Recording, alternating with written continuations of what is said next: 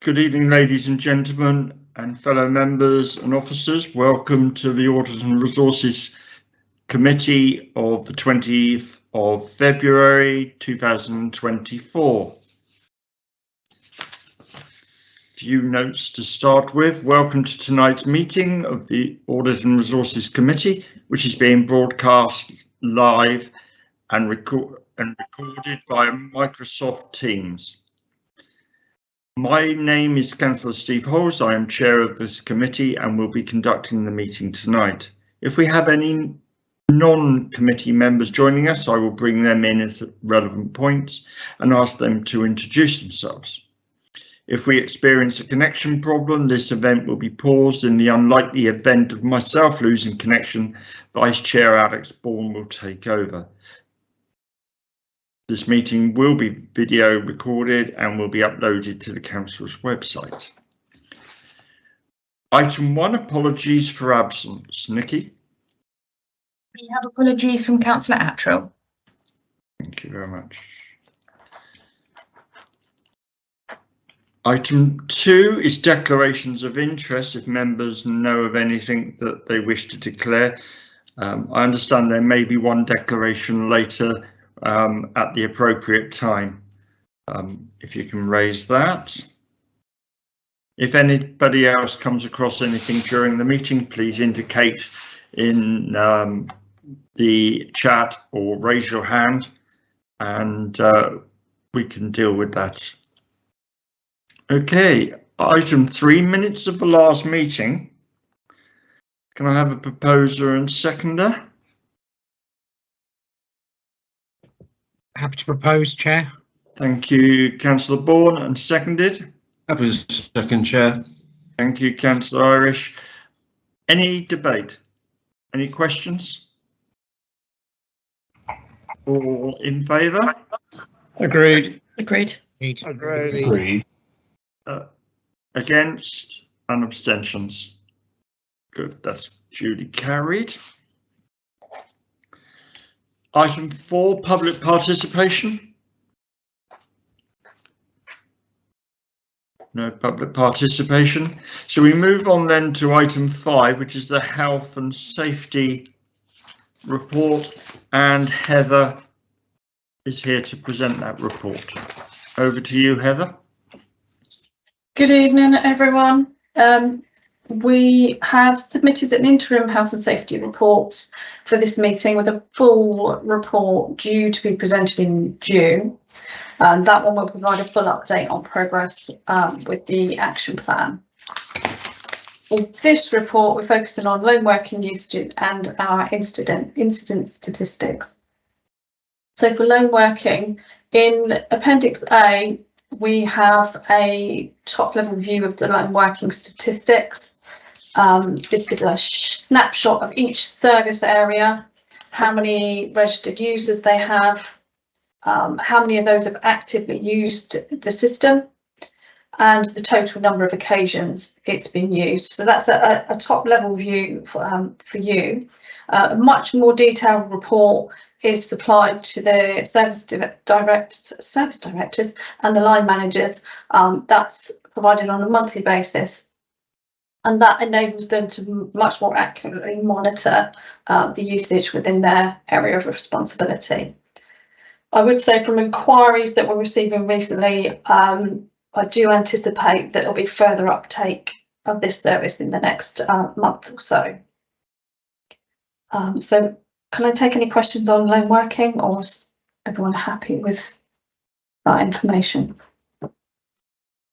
Are there any questions on that particular part of the report? No?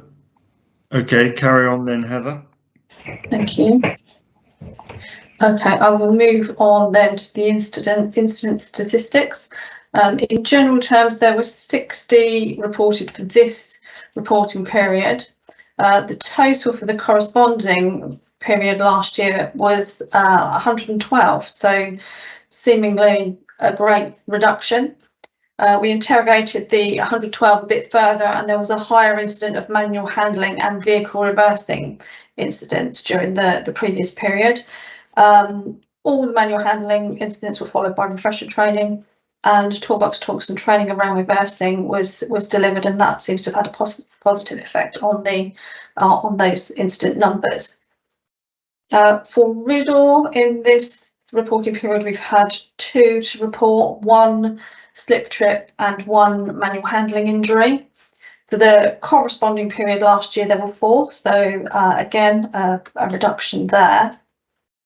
Our antisocial sort of reports, that antisocial behaviour that we normally try and take a look at, for this period there were 9 reports, and for the corresponding period last year there were 12. So again, a slight reduction there, although some of that I think can be attributed to the change in work for the parking team. So that's reduced. They're not doing the on-street parking anymore. It's purely the car park. So I think that's had an impact on those numbers. And injuries to members of the public, we've taken a look at as well. That too has dropped. So 2 in this reporting period compared to 9 for the the corresponding reporting period. So those are the headlines. Does anyone, can I help anyone with any questions for incident statistics? Okay, are there any questions? Okay, clearly the Yes, please. Sorry, Chair. Sorry. Yeah, it's great. It's great to see that the instance of almost half in the same period. Do we think that's down to better risk management and training, etc., or do we think it's a lack of reporting? I hope it's not a lack of reporting. Especially there's quite a difference in the injuries to members of the public as well. So unless they just haven't been going out, I don't know. I think there's been much better delivering the refresher training. So when there has been an incident, we've backed it up straight away with some refresher training, and that's the way forward, really. That's really great to hear. Thank you. Thank you, Alex. I was going to say much the same thing, that it's good to see that they have been reduced, and hopefully that will be maintained. It's also seasonal, isn't it? Because during the colder weather and the autumn, when there's leaves on the ground, which we all know about, that can cause problems, and certain areas of the council suffer more than others at certain times of year. So yeah, we did seem to be affected by that much more last year and not so much this year. That's good. Okay. Okay, can I ask if there's any more questions or observations anybody wishes to make? And if not, then we'll have a proposer and a seconder that we note the report. Absolutely. Thank you. That's Cllr Bourne and Cllr Irish. And of course, this is an interim report, so we'll get the whole year next time, I guess. Yes, you can. Okay. Okay, can I ask all those in favour of noting the report? Agreed. Yeah. And any against, and any abstentions? No. Good, excellent. Moving on then to, thank you, Heather, for that. And we now move on to, I think it's item 6, which is the whistleblowing policy review. And that's Jo, is it? Yes, that's me. Evening, councillors. As explained in our last meeting, we've been reviewing the whistleblowing policy and some updates have been made. I'll just quickly take you through the report. Paragraph 11 provides the summary of the updates that have been given. Appendix A has been shared. Apologies for the slight delay in sharing that with you. But hopefully paragraph 11 did summarise the changes that have been made, but you can now see in Appendix A the changes highlighted in yellow and underlined. Just wanted to confirm that they've addressed the recommendations made by EY. Also worth highlighting that Protect contacted us in a couple of weeks ago They're the UK's leading whistleblowing charity. They'd contacted all councils across the country and were offering a chance to use their whistleblowing scanner, which is an online assessment tool, and it will have a look at our whistleblowing culture. So paragraph 13 provides a bit of an update that I've now got access to do that, and I will be sort of following the questionnaire and having a look at recommendations, and I can provide a further update to you all once I've completed that. The actual questionnaire didn't come through until just before half term, and unfortunately I was on leave last week, so I haven't had opportunity to do that just yet. Happy to take any questions. Okay, thank you, Joe. Questions, members? Yes, just one, please. Thank you, Jean. This is firstly an observation. Really pleased about the Protect idea. I think that's fantastic in terms of being able to benchmark the whistleblowing policy on a wider level. It'd be really interesting to know what the results of that is. If that's possible to bring back to this committee, that'd be fantastic. Really interesting. A question I've got though is on NDAs.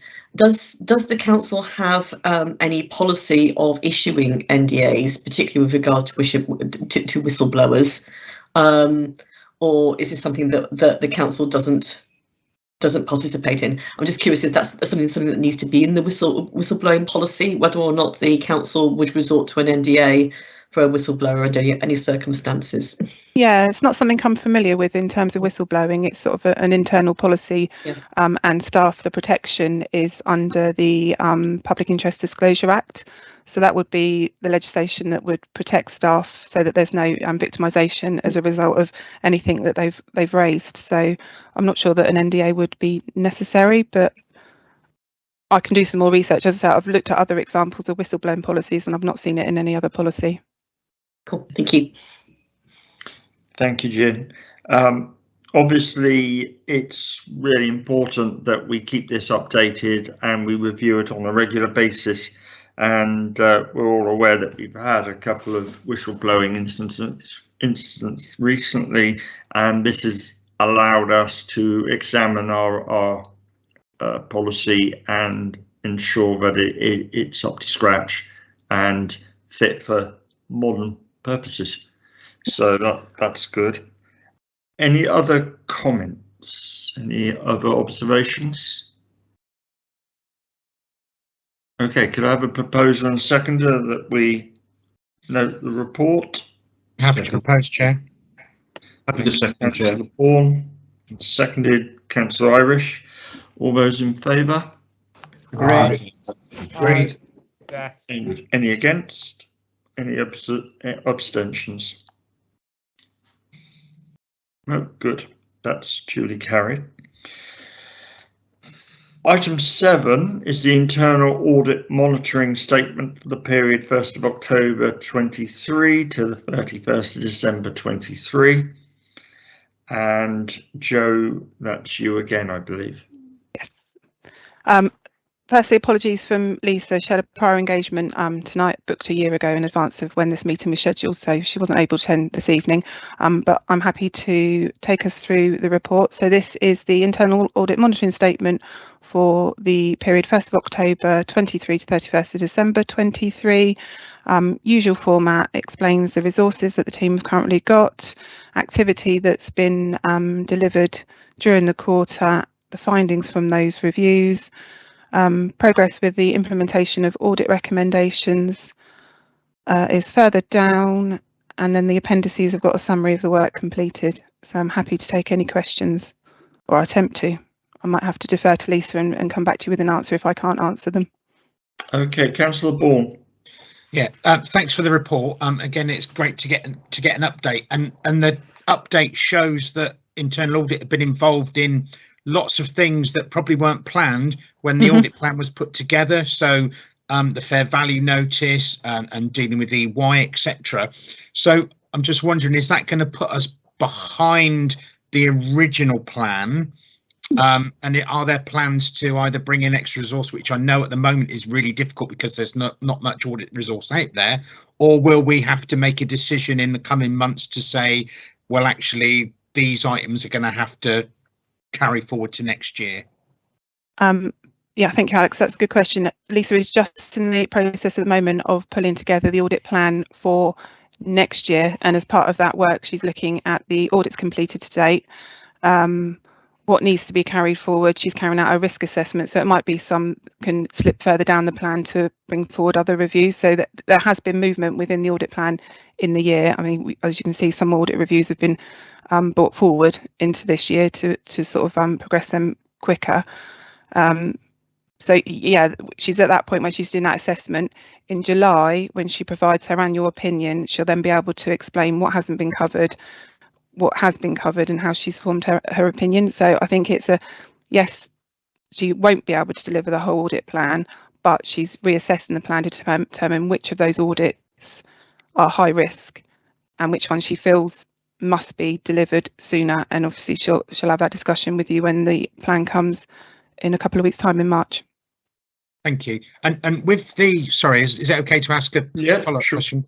And with the, say, the enormity of One Horton Heath and the extra attention it's getting through different channels, let's say, I imagine that the plan would be to focus a bit more on some of that aspect as well, because it's high risk because of the publicity. Yes. So you'd probably be familiar with the audit universe, but that's all the areas across the council that the team would audit, and those are the ones that are ranked high, medium, low.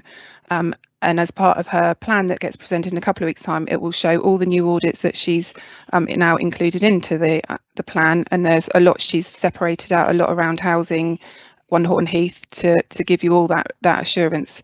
So hopefully that will all become a bit clearer when you have sight of that plan in 2 weeks. Thank you. Okay. Any other questions? No. Okay. I've got a couple of observations, Joe. First of all, I think we are aware, and Alex has sort of covered it a little bit, the extra staffing that's required in the department, and the fact that we're currently looking, but we've also got a pot of money that we can use to buy in resource until we get fortunate enough to be able to employ somebody full time. That's really important, because one area that has to be improved and has to be picked up is the rent reviews for commercial properties. That had fallen behind, and I trust that quite a bit of their time when we buy it in will be on dealing with that. Am I right? Yeah, so just to draw your attention to paragraph 14 on page 28, there was a commercial rents. There's a commercial rents follow-up review. So the team had a look at the recommendations that came from the full review and had a look to see how those have been implemented. And so on the basis of the finding from that, it'll inform the audit plan going forward as to how often they feel it's necessary to review that area. So hopefully that gives you some sort of level of reassurance that yes, that is an area that is within the audit plan. I think from our point of view, we want to see that picked up in the next reports to show that there is progress being made, because it's really important. I think that's possible. Yeah. And the other thing was the new asset management system. I mean, you might be able to give a little bit more explanation about what that means for us by not having it, and when are we likely to have it in place? I think, if I recall, it's probably I think it was discussed, sorry, Chair, at our recent strategic risk management group, wasn't it? We spoke about the situation within the asset management team at the moment with resources, and that until we had a permanent staff team of officers, that progress with this was stalled somewhat. I mean, I think it's definitely recognised that we need a system to be able to control all the information about assets, you know, the rent reviews, all those sorts of things, the insurance cover, all that can be in one system, and then that can be reconciled to the financial records. So it's definitely recognised that we need a system, there's going to be some efficiencies coming from it. At the moment, Sure. we're just not in a position because of resources to progress that anymore. So I think it's important that that's still highlighted in this report from Lisa, and that we continue to monitor the situation. Good. So it's possible we might see some improvement there as well, an update certainly at the next reporting stage. Yeah, I believe that the update would come from either the corporate director as part of his, I think he reports regularly, doesn't he, to this committee. And I think, is there a report due maybe in the next couple of weeks, in 2 weeks' time? So possibly a question to discuss a bit more then, if that's all right. Yeah, my knowledge, I'm not closely linked to the development of the system, so apologies. Giving him a heads up that that's something that we might want to pick up on and understand how, obviously it has an effect on us and our proficiency, so we want to see if we can move that along. ASAP, really. Yeah. Okay. If you could pass that message back. Okay, could I have if there's no further questions or observations, can I ask for a proposal and seconder that we note the report? Happy to propose, Chair. Thank you, Councillor Bourne, and second Councillor Irish. All those in favour? Agreed. In favour. Those against? Agreed. And abstentions? That's duly carried. Just flicking through. I've got item 8 next, which is, I think it's me, it is the appointment of the independent co-opted members to the Audit and Resources Committee. You may remember that this was a recommendation that came out of the peer group review last year, and it's also something that other councils are doing. Not every council, but certainly some councils are doing. And we decided that it would be a good idea to find 2 members of the public that had audit or accounting experience or risk experience to join us on this committee to broaden the coverage of the operation.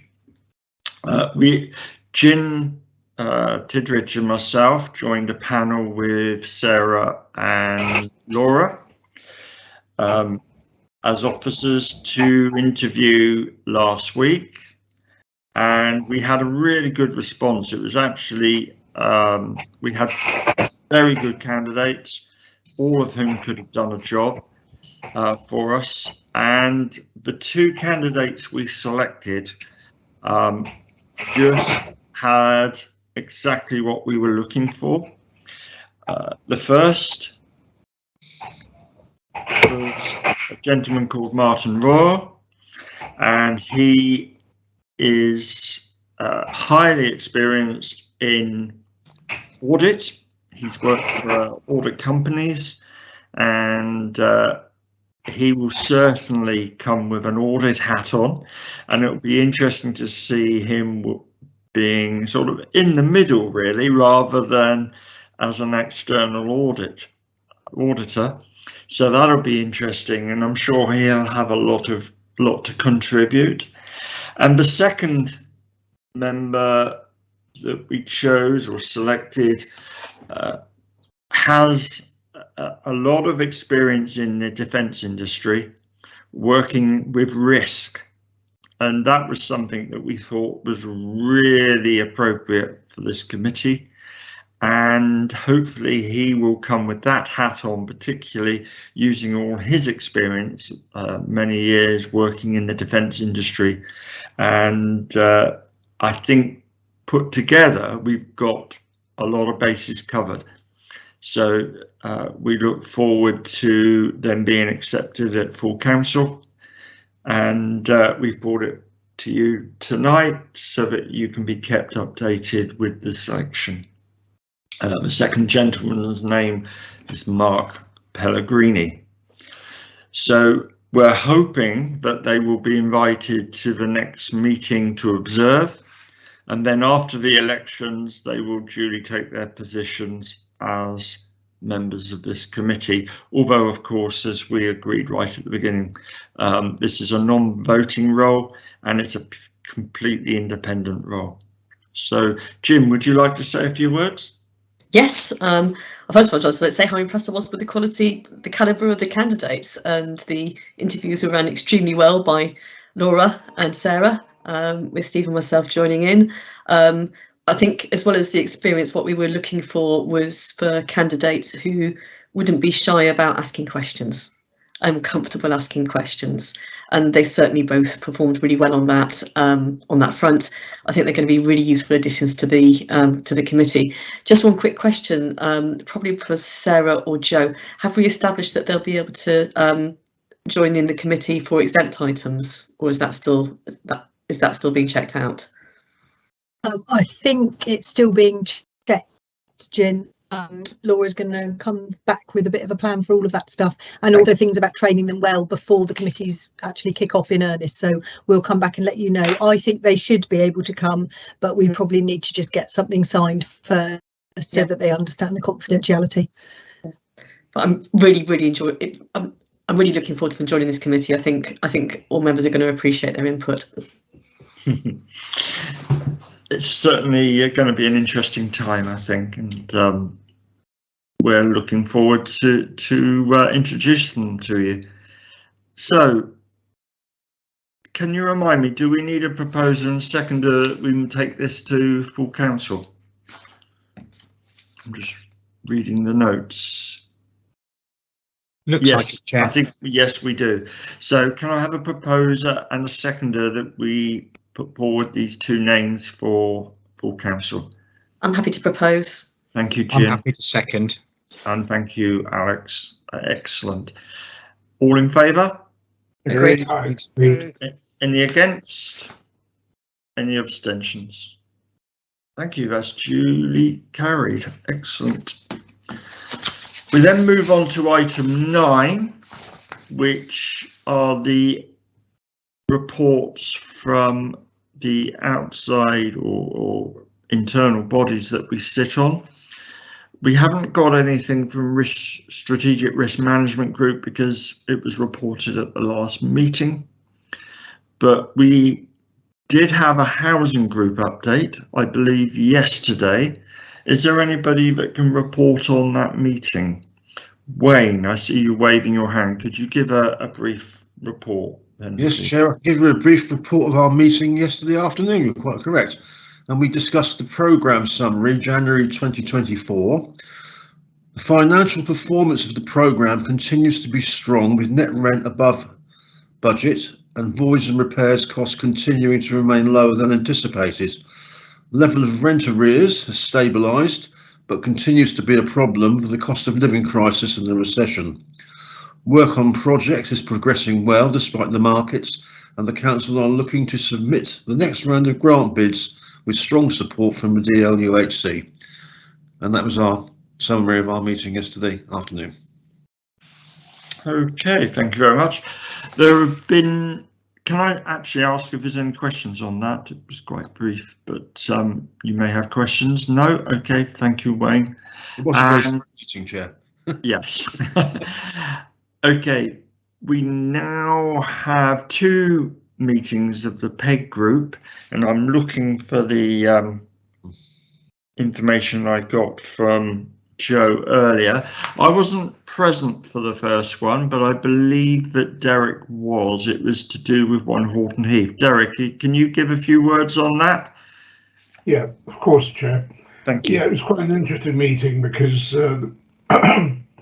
the group met to discuss the way in which 1 Horton Heath will be procuring services of contractors or contracts, and it would seem that the preferred option would be the housing development framework, which is prepared by Duluck.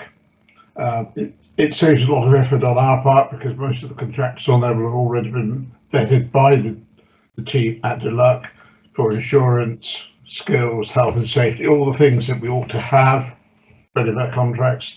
So we thought that was a very good idea of going forward rather than relying on having to do all the work ourselves. We had a long discussion about insurances, which obviously we've been advised by solicitors in Southampton as to what we should be looking for, and that was agreed.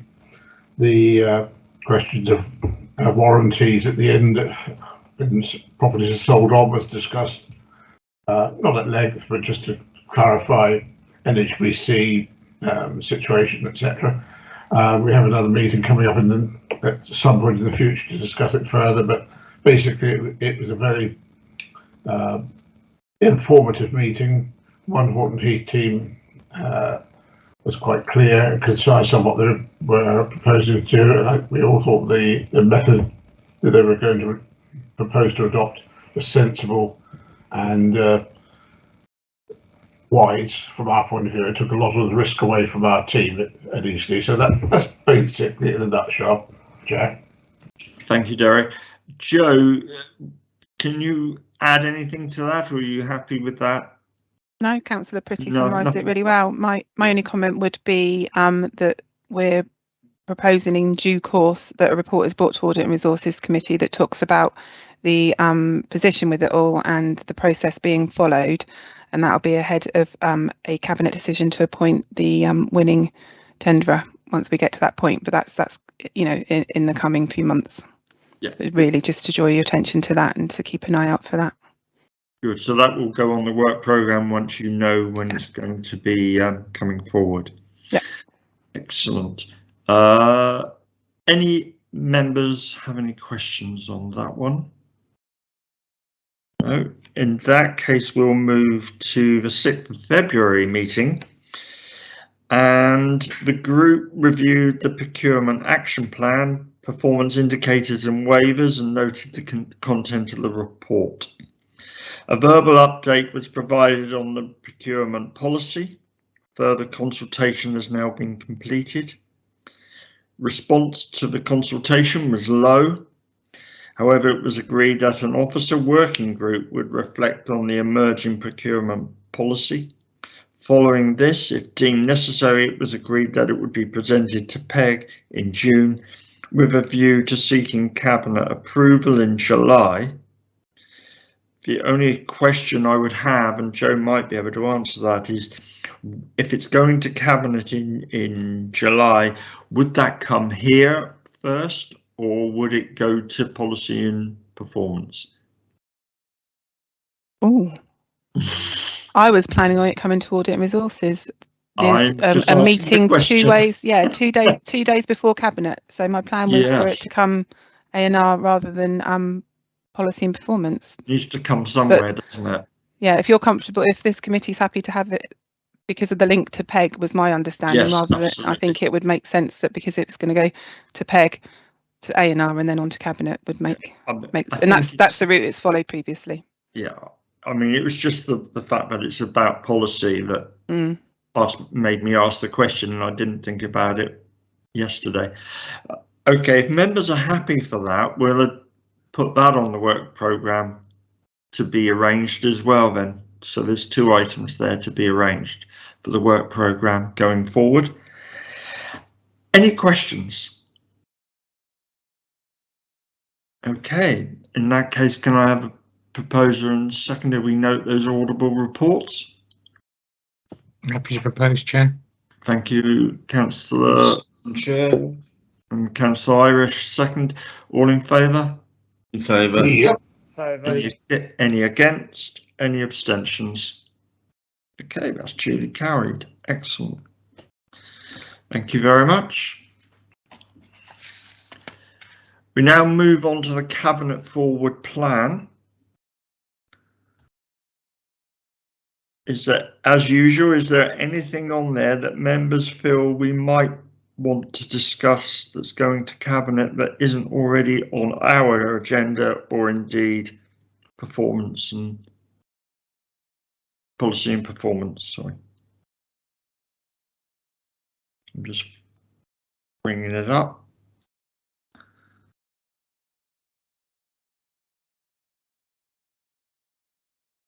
For council tax resolutions is going to full council anyway, isn't it?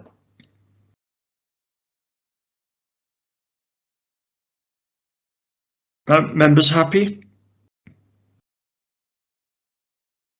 Okay, in that case, we will move on to item 11, which is the A&R work programme. Bearing in mind we've just added 2 items to be arranged. I believe, Sarah, you had some changes you wanted to make, is that right? You emailed me earlier today. Yes, thank you, Chair. I just think James Strawn would like to remove the third-party contract update from your March committee. He was hoping something would be ready to bring, but it isn't. So that will be in the background. If it turns into anything, then he'll bring it there. He'll bring it to you at your next committee, but it won't be ready for March. I think the other 2 items, I'm deferring to Jo because I followed on her email. Jo, was it procurement policy? Yeah, so procurement policy, as we've just mentioned, needs to move on to July, and also like to move on the corporate risk management annual report that hasn't come today, and I will be proposing to bring that in June if that's okay. I think councillors that attended the risk management training a few weeks ago note that we talked about the corporate risk framework and the risk appetite statement, and following that training there's some changes that I'd like to make, and I was hoping that I'd be able to get it through in time for 5th of March, but sorry, I haven't been able to, so it's going to have to be pushed till June, but that allowed me opportunity to carry out a really thorough review of it, and you'll recall that some of the comments that came out of that training were around the actual risk paragraphs that we've got in our reports, so I'm keen to work with officers on that, so that'll just give me a bit of time and I can come back and give you all a really good update in June. Okay, thank you very much. And the only thing I was going to say is, are we expecting EY at the next meeting? Or will it be after the elections now? I think it would be nice to have an EY update at the next meeting, just to let members know what's going on with the external audits Yes. for 22-23, but I haven't clarified with them yet. So if we can add it to the agenda, Nikki, if that's okay for March, then I'll follow up. I'm meeting EY on Thursday, I think, okay, Thursday morning, so I can check with them then. Yeah, I just think that makes sense because it's the end of our year and we want to have an idea of where we stand at the moment, going forward to the new municipal year. Okay, no problem. Thank you very much. Can I have? I've got a question. Sorry. Yes, sorry. Back in October, when we were discussing One Horton Heath, it was actually something which Councillor Hadaway brought forward, which was we did request getting regular updates on One Horton Heath's finances at this committee. I can't see this on the work programme. I don't think I've seen it on the agenda for the last couple of meetings. Is this something that we're just not able to have? It would be good to understand why it's not there. Yes, that might be my fault and not intentionally. So we've taken things, the last financial update went in December, which came to this committee, and then my intention was to include it quarterly as part of the performance monitoring report, which doesn't actually go to this committee, but any decisions asking for finance would come to this committee before they went on to cabinet. So the general quarterly monitoring would go to policy and performance and then on to cabinet. Okay. But requests for funding would come to here and then on to cabinet. But also the housing working group that a couple of you were on would pick that up. Okay, it was this very specific request though, wasn't it, from this committee? Yes, it was. So you did have it in December. I don't want it to go to lots of different committees doing the same thing. So possibly, Chair, we need to speak with Councillor Gomer and try and work out what thing goes to what committee. So I'll set out an email for you, Chair, and for Councillor Gomer, and then we can discuss the best place for things to go. I don't mind where it goes, obviously. So the information will be there. But you're right, Jen. It was mentioned. So sorry about that. Thank you. But yeah, it did come in December. But yeah, you do have a point. Thank you. Excellent. Yes, it needs to be picked up somewhere, and thank you for that, Jen. And we'll let you know what's happening as soon as we've got together and spoken or gone through it. Councillor Bourne. Yeah, Alex. so the EY report that said they found no fraud but can't say there's no fraud, but they found no fraud, meant that we're going to get an external party to have another look at this area. Will they be in place, and would they have started work by the time the next meeting comes round? I can answer that one. So I've met a couple of times since our last meeting in January with EY, and we're still agreeing the scope of the work. There seems to be just a little bit of confusion, and I want to make sure that we're really clear on what it is that EY are wanting from this review. So I've met, as I said, I've met with them frequently. I've engaged with a couple of external providers to see what capacity they've got to carry out a review. So the aim is to get it done as soon as possible, as soon as I've got that scope agreed with the external auditors. Good. Does that answer your question, Alex? Excellent. Yes, thank you. Okay, if there's nothing else on the work programme, we will move to item 12, which is a capital investment and treasury management strategy. And there are two items right at the end of this which will be exempt. So if anybody inadvertently asks a question on those two parts of the items, obviously it will be delayed until we go into exempt. Over to you, Tom, to introduce the report. Thank you, Chair, and good evening, everyone. So, yeah, this is the annual scrutiny of the capital, treasury and investment strategies that are being put forward for approval at Cabinet and Council later in February. And it's setting the strategies for the forthcoming financial year. So this is setting the strategies for 2024-25. I thought, just given the depth and breadth of these reports, it might be worth me just giving a quick overview and running through what each one's supposed to be trying to do. So the capital and treasury strategy are both a requirement of CIPFA, so that's our accounting body as local government, and the investment strategy is a requirement of DLUC, so Department of Levelling Up Housing and Communities. The capital strategy, the way we've got it set up is that it's the overarching support and then overarching report, and then it's supplemented by the treasury and investment strategies. So hopefully the capital strategy gives you your main overview. Treasury and investment should go into more detail on either treasury or investments. It's important to note that these strategies are utilising data that's already been approved. So whether that's from capital approvals, so approvals to spend money and how it's been financed, or either the budget or revenue monitoring, which will have approved income and cost projections for revenue expenditure, because this report tries to link the two together. So it tries to show how the capital investments lead on to revenue implications. And it groups these together to show the capital activities and how these are managed operationally and financially over the next 3 years. In terms of the capital strategy, it tries to demonstrate that the authority takes capital expenditure and investment decisions in line with service objectives. It looks at stewardship, value for money, prudence, sustainability and affordability of the capital programme. And it sets out the context of investment decisions and gives consideration to risk and reward of those decisions.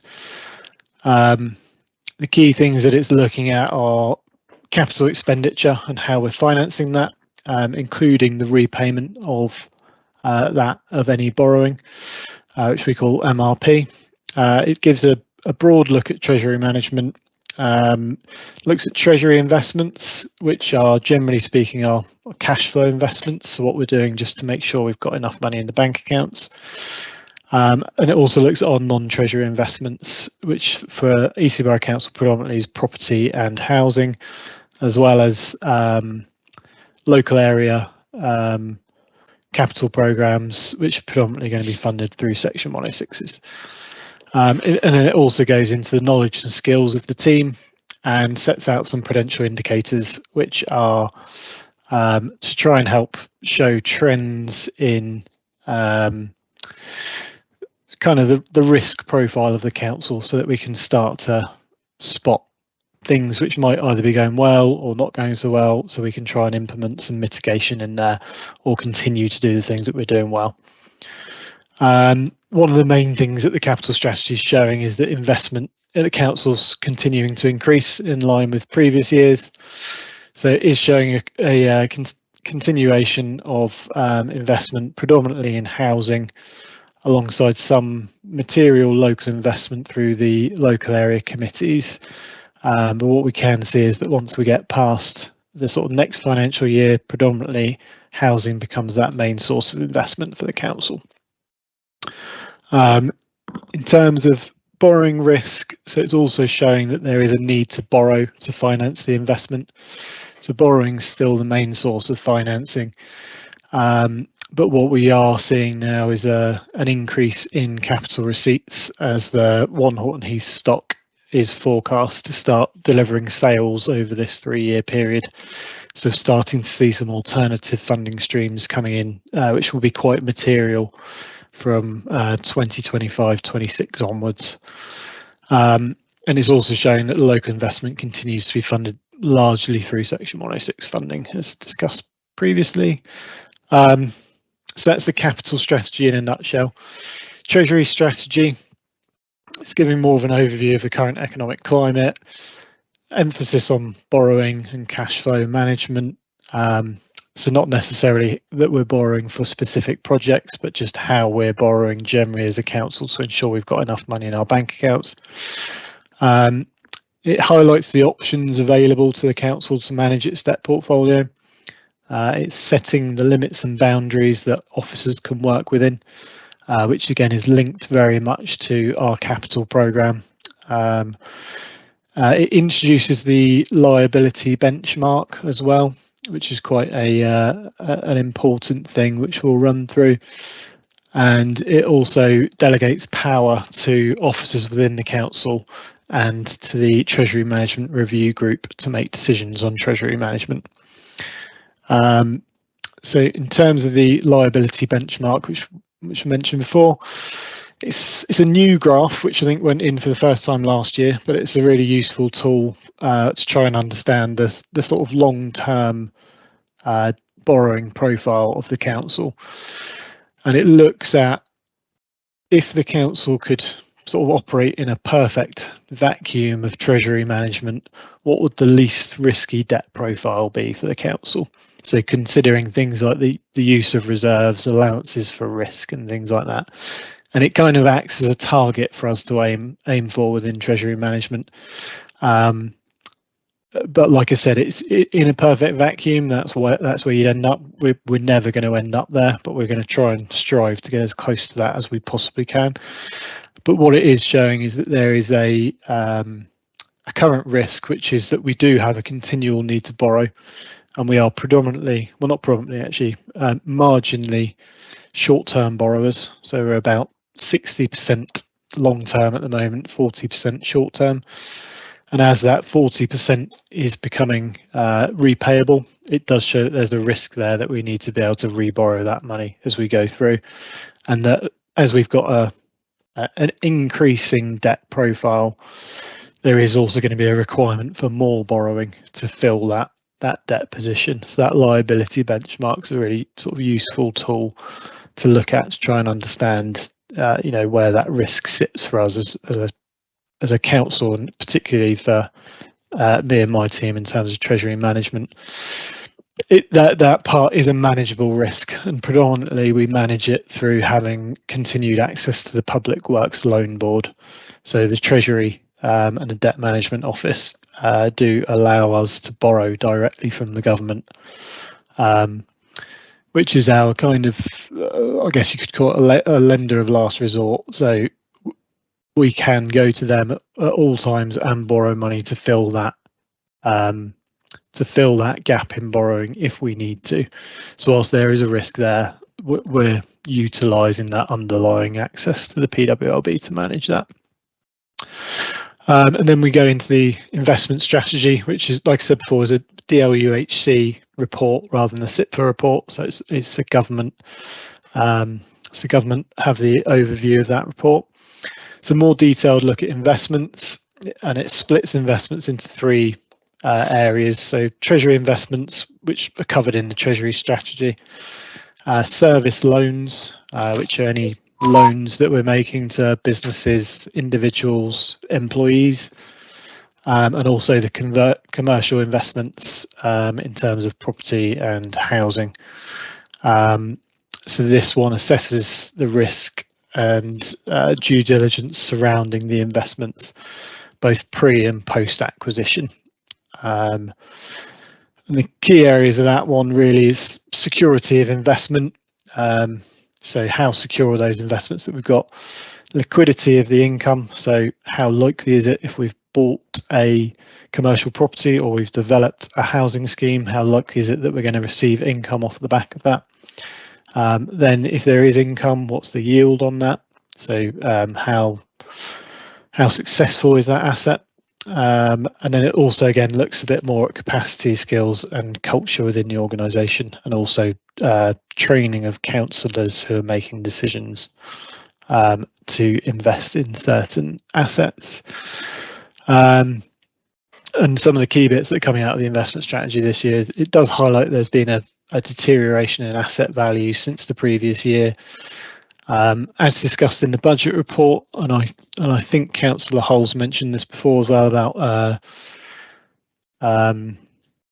income levels from commercial assets. So one of the things that we have seen is that we have seen a slight increase in void buildings, which is leading to a slight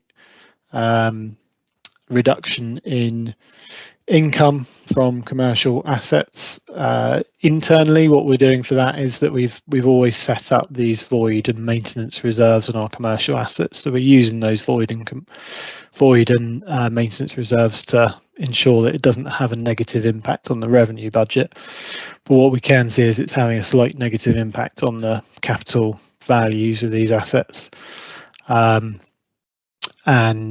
therefore, that indicator's highlighting that there is a shift there. We need to make sure that we look at those void properties. One of the key things that I think came out in the budget and sort of the revenue monitoring is that there is a shift on that, on the asset side, so ensuring that those void properties are re-let as quickly as possible and as efficiently as possible and as prudently as possible. So that we can try and protect both the asset values for the council, so protect the sort of balance sheet strength of the council, as well as protecting revenue income as we've come through this cost of living crisis and those sorts of things. We need to make sure we're protecting that income as much as possible. So it's a general overview of those three reports. I'd like to hand over if there's any questions at all. Okay, open to members for questions, and we'll start with Councillor Tidridge. Jim. Thank you. A few questions, Tom. I mean, first of all, it's a massive piece of work there. There's a lot of description there, and well done for summarising that so succinctly. Thank you. That's an achievement in itself. A few questions though. The investment strategy report. Have any changes been made in light of the best value notice that was served by the government? I'm particularly thinking about an example is on page 5 of that report, which is page 165 in the reports pack. It combines commercial and housing together. Do those need to be kind of separated out a bit more, given that the best value notice is okay with housing but not with commercial, in my understanding? I've got that wrong, but I think that's my understanding of it. No, yeah, that's yeah. So in terms of the changes that have been made since the best value notice, it's probably easier to pick those up in the capital strategy as the overarching report.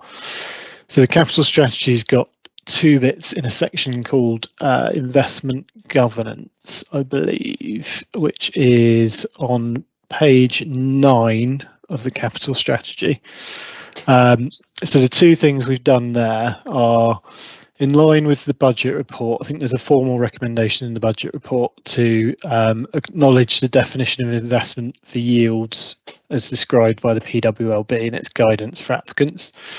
So that's mainly come off the back of the CIPFA report and also highlighted in the best value notice, which is that I think previously it was acknowledged that we weren't doing this, and we haven't done so since 2018, which was when the guidance changed, but we hadn't sort of formally acknowledged it. So we've put forward the formal acknowledgement now in both this report and the budget report. And then separately, we have put in we're going to do a review of the assets held by the council to identify any that are no longer fulfilling best value for the council. And the first stage of that is to look at the void properties, so to look at those commercial properties. What we don't want to do is spread ourselves too thin with that commercial property, because there is a large amount there and we need to look at them in detail. So we've decided to prioritise those void properties first, because those are the ones that are having that detrimental impact on asset values. And what we want to do is have a look through those, but ensure that within that there's an options appraisal. So and when that's brought forward for approval, that options appraisal will be there, and one of those options will be to sell the asset. So, and that again is kind of in line with the best value in the CIPFA report, which is around, do we actually need to disinvest in some of these assets if they're not performing either for the strategic reason in which we bought them or invested in them, or if they're not delivering financially anymore in the way that we thought they would. But like we discussed before, we are utilising reserves to cover those positions at the moment. But yeah, there's definitely going to be more emphasis on those properties and carrying out options appraisals on them. So that's the two main things which we've changed in light of the best value notice. Thank you. Thank you for that, Jen. I picked up on that as well, because I've actually got the pages open at the two steps that have been taken. So thank you, Tom, for that explanation. And I guess that it's actually really important, because this came through the CIPFA report, etc. And it's a sign that we are actually taking on what we were given by them and acting on it, because we may have these pots of money that we put aside and have put aside successfully to cover for changes like the interest pot and the voids pot. But if pressure comes on those pots in any greater degree than it already is, then it becomes unsustainable, and it also disappears very quickly. So we need to make sure that we have provision, as you've put in here, and as the council report as well, to cover those bases, because we can't rely on those pots.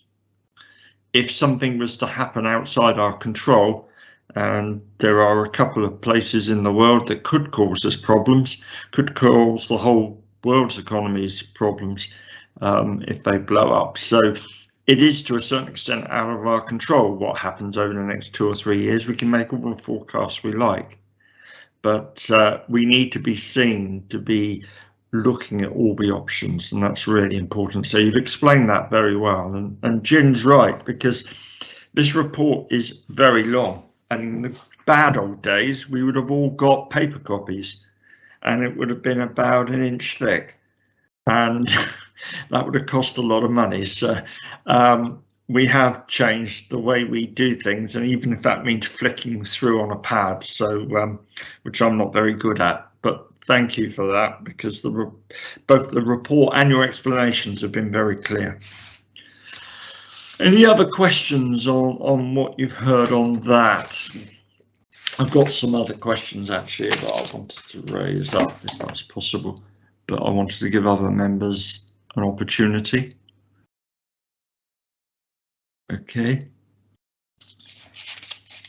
I think I wanted to, just looking at my notes, I've mentioned those 3 pots, and I noticed there's also going to be a maintenance pot for housing going forward, which obviously is something new, isn't it, or relatively new, because we're going to be increasing our housing stock, and that's really important. So that, I guess, will be added to the 3 that already exist: the interest pot, interest rate pot, and the voids pot, and the maintenance pot for commercial property. So that's really important. That's been picked up. Okay. I was a little bit struggling with the surplus from income. I think it was page 58. I'm not sure.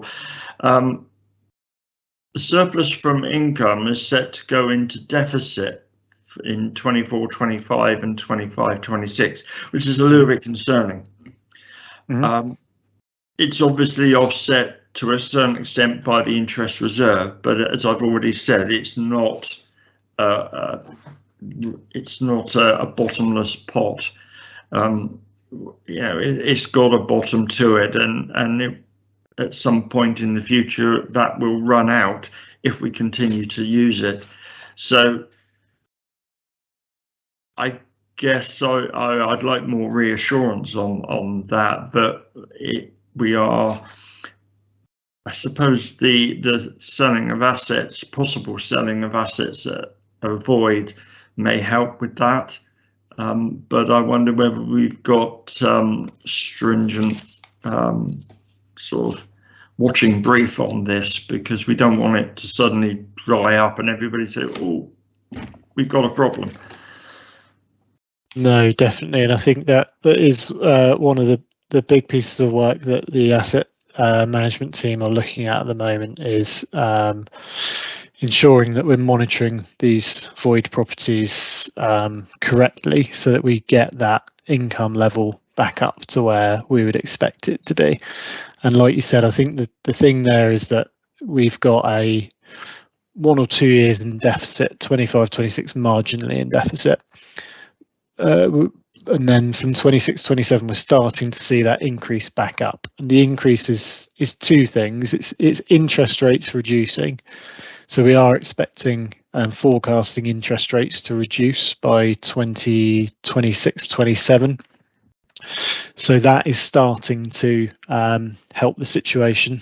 And likewise, we've also got the some of the void properties which we've got potentially coming back into use by that point. But obviously we can't just sit there and hope that happens. In terms of interest rates, we've obviously got the interest reserve to mitigate interest rates, which we don't have too much control over, apart from active treasury management and trying to get the best deals that we can. But in terms of those void properties, yes, you're right, we do need to ensure that we are, and the asset management team are looking at that. I think highlighted in the report, the asset strategy is due to come in September 24, which will be addressing those issues, and likewise alongside those options appraisals that we're looking at on the void properties as well. We should start to be able to suggest whether those numbers are accurate or not, and also what we can do to ensure that we secure that income starts to come back in for the council. Okay, excellent, thank you. Any other questions from members? I've got another one here.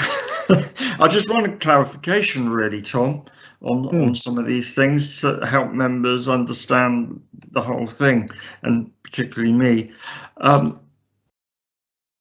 You said, I think you say in the report that the selling of assets to bring down voids, let's be clear, sort of effectively brings down borrowing.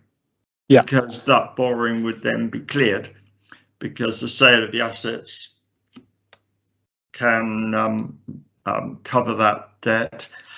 But then it says that the sale of or the income from assets I may be wrong, can only be used for certain purposes. And then it sort of went on about flexible use of capital receipts, which seemed to go against that. So yeah. I got a little bit confused on flexible use of capital receipts and how it sat with the previous statement. Yeah, flexible. It might be an ordering thing. So flexible use of capital receipts is a very different thing. So flexible use of capital receipts is probably the easiest way to explain it is where you hear about councils being given sort of capital interventions. And they're allowed, so for instance, if you issue a section 114, you can be allowed to use capital receipts to, or capital or borrowing to finance revenue expenditure. But actually, broadly, the government allows that to happen to a small extent and has done for many years. And most councils do take advantage of this, which is if you are planning to invest to save, and you would have to spend revenue expenditure to do that. They do allow you to sort of break accounting convention and use capital receipts to fund that, because they are aware that sometimes some of these invest to save type projects can take some time to deliver the relevant sort of improvements. So if they made you do it through revenue, it would cause you a revenue pressure in your budget. Yeah. So they allow you to do it through capital receipts. So yeah, two slightly different things. So that's looking more at how we're just managing revenue expenditure through capital receipts. Yeah, I mean, the bottom line is, I guess, with the current climate and our own position, any voids that or any properties that we did sell, we'd look to clear the debt first, or the borrowing first. Yeah. And anything that's left could then be used for other things. Is that right? Yeah. I mean, in all likelihood, yeah, your borrowing's probably the first thing you'd look at. So if you did sell an asset, you'd probably look at whether you repay borrowing with it in the first instance. But yes, it would allow you to then have capital receipts to use on other things. So you could use it to use for flexible use of capital receipts, and as long as the sale price was enough to repay the borrowing. I realise that. That's great. Thank you very much. Okay, is there anything else on this report? The first that's covered in item 12 and appendices. Okay, I think our recommendation is that it's going to cabinet, isn't it? Yes. So are there any comments that members want to send to cabinet on what they've seen and heard from Tom's excellent explanation? Okay, no, so we'll take a proposer and seconder to note the report. Happy to propose, Chair. Thank you, Councillor Bourne. And the seconder? I'll second, Chair. Thank you, Councillor Irish. And I'll ask all in favour. Agreed. Yeah. Aye. Agreed. Agreed. Against and abstentions. No. Okay, thank you very much. So that concludes the main part of the meeting, and we'll be going into exempt. Do we have to go into exempt business before we open up the second room? Can I ask? You'll need to propose and second before we go to exempt, Chair. Okay. In that case, item 13 is exempt business, to consider passing a resolution under section 100A, brackets 4 of the Local Government Act 1972 in respect of the following item of business on the grounds that it is likely to involve the disclosure of exempt information as defined in paragraph 1, part 3 of Schedule 12A of the Act. The Schedule 12A categories have been amended and are now subject to public interest test in accordance with Freedom of Information Act 2000.